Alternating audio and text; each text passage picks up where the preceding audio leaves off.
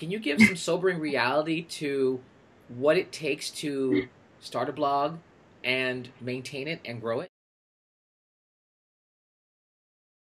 You need to know that it takes a lot of work and it's not easy. And I have seen bloggers come and go. Welcome to another episode of How I Changed Careers. Today we're talking with LoudPen. LoudPen and I met inside the tents at New York Fashion Week this year, and we had a great conversation just about what it takes to be real as a professional, as an entrepreneur, and how to build a business. Recently, she interviewed me for her blog, and during that interview, I found her so interesting that I wanted to interview her for How I Changed Careers. She writes about international and multicultural fashion. She's covered Africa Fashion Week, Mercedes-Benz Fashion Week, and recently was in Uzbekistan for an event that took place there. Pen, welcome. Hi, thank you for having me. Thanks for being on the show today. So I want to start with some kind of basic questions, then we'll go on to the cool fashion stuff that you do. Okay. Where are you from? Originally, I'm from Cincinnati, Ohio. Born and raised there. Was there pretty much up until I went to college. And Yeah. where'd you go to college? I actually went to Hampton University in Hampton, Virginia. Okay. Majored in English. So writing has always been a passion of mine. It's what I'm trained to do. So blogging was just a different type of writing. Great tie-in. So when you left college, what did you do? What was your career out of college? I ended up just moving to New York with like a suitcase of 2 weeks worth of clothes, and I pretty much just stayed in New York and made things work here. And basically, at that time, that's when I started working my job at Medgar Evers College, which was the Center for Black Literature. I worked for the department called the Center for Black Literature. Okay. So how did you go from college student to administrative assistant to LoudPen? Okay, so while I was in college, while still at Hampton, I started writing my manuscript, which was the reason that I created my first blog, The Loudest Pen Ever. Okay. And basically, I had just come from like a poetry reading, and like I really wanted to, I guess, find my voice as a writer, as a writer or an artist in general. You go through that, you try to find your niche, what makes you different from everybody else. Okay. And so, if you see me like out and about, like in person, you'll notice that I talk kind of loud. So I was like, I just want to talk loud with my favorite thing, which is pen. So Yeah. LoudPen. And then you became a sought-after blogger for international events, and you were recently in Uzbekistan. Can you talk about that?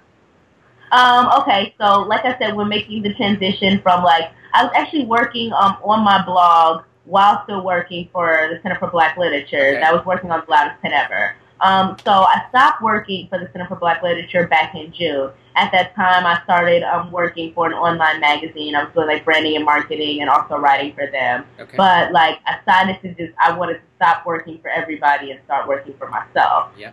What I think is interesting when we met is that you knew of my product before we met personally. And for me, that was really cool because when you meet someone, when you have a brand and you meet someone who knows your brand and likes it, cool. and then you meet, because you were telling another editor, I think someone from Hong Kong, oh yeah, I love this stuff, it's great. That was really cool for me to do that. So that was a nice tie-in in that experience. Okay, so a lot of people think that, I hear people talking about, oh, I'm going to start a blog and I'm going to do this, and and I'm going to pay my mortgage, and all of a sudden things are great. Can you give some sobering reality to what it takes to start a blog and maintain it and grow it? Yeah, it takes a lot of work. As you guys can see, I'm sorry for my parents, but I was telling Terry earlier that I'm not feeling the best. So I'm blogging from home today. But like, really, it takes so much. I have been in this for 2.5 years. Yeah. And I am like with my blog LoudPen, and when I first started The Loudest Pen Ever, I did eventually pay for like a web designer to come in and do my template design. Yeah. But like I do. And for LoudPen, though, I did myself.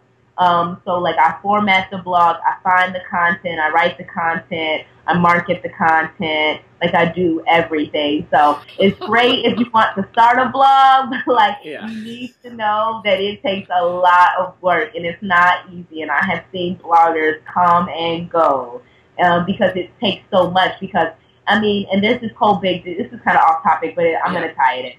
there's this whole disconnect between bloggers versus journalists, because journalists are like supposedly trained and like, you know, they work for big newspapers, magazines, or websites, so they get a salary. Yeah. So, but the difference is like a blogger obviously is like a person like me who just has a passion for something and like knows how to like, you know, write and develop their content. Yeah. But at the same time, like a journalist, like they have a big budget. Like they have an advertising section that is responsible for getting the advertising for the magazine. So if they're a journalist, all they have to do is write. Like me, I have to do everything. I have to be my advertiser, my marketing. I have to be the writer. I have to do everything. And the so secretary it's such a little and the different, you know? Yeah. So if you want to start a blog, great. But just know that you're going to be a one-man show unless you have money to just pay people to do things. Yeah. So, well, one of the things I like about your blog is that you have different sections. You have Model Mondays. There's a different section on Tuesdays. I think on Friday you cover different style issues. Tuesday Thoughts is basically just me talking about someone's like personal style. I haven't done it in the last few weeks, but the last post I did was about salon shows. So if somebody wanted to come and check out your blog, what would they learn, what would they see, what would they experience there that makes them want to come back and keep checking it out? They would experience and see that there's so much. Like there's so much on my blog. There's something for everyone. That is why it's about international and multicultural fashion, style, and beauty. You can be into Japanese fashion and find something about Japanese fashion on LoudPen. Yeah. You can be on LoudPen and find an article on Abby Lee Kershaw, who's an emerging, you know, top model right now. She's like in Chanel ad campaign. She's doing, you know, all the biggest runway shows. And you'll also find like interviews with Terry from Travertine Spa. You're gonna find different things. Like you're not just gonna find models and designers. You're gonna find the people that are doing things behind the scenes in the fashion industry. You'll also find events that are like academic. You'll also find like exciting show reviews. Can you give one resource for somebody who they watch this like, you know what, I like fashion, or I like pottery, or I like dogs, and they want to start a blog? What's one thing they can do today to get started with the blog? The first thing that they would need to get started is hopefully they're already reading other blogs. So basically find out what the bloggers that you like, or the blogs that you read, what are they doing? What do they have going on that has made them like so successful? Because the main thing about blogging is that you have to find your niche.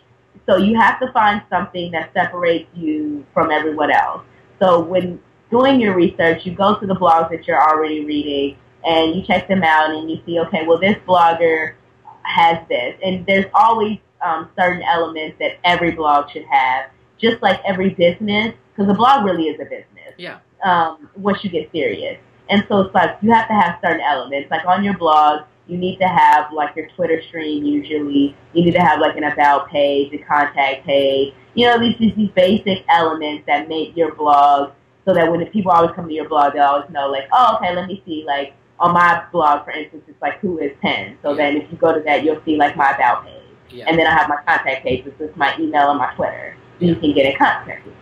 And so it's just those basic elements. And I like the tone and the voice of your Who is Pen page. It's really fun. Okay, thank you.